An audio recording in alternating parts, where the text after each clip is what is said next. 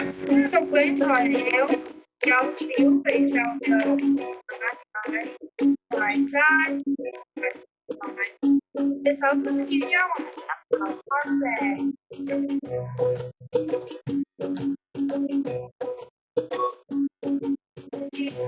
淮山會食手係癢，所以我哋一定要戴手套。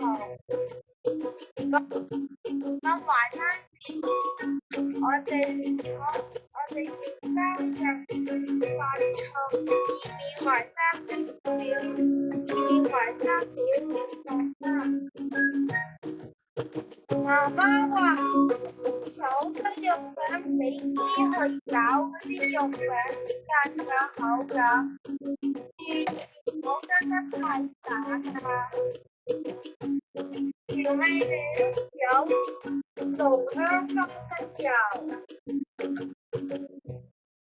豉油、椒粉、紅糖，最後嘅就係滾生藥粉啦。呢個肉餅我哋大火煮5分鐘，然後小火煮12分鐘。至於我為什麼會煮呢道餸呢？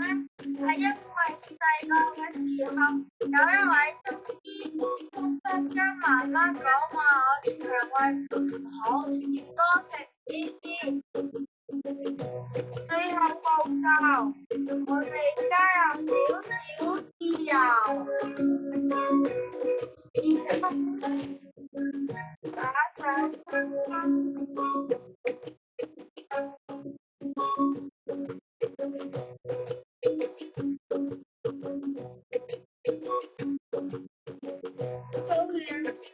成啦，記得食多啲淮山對有助腸胃健康啊！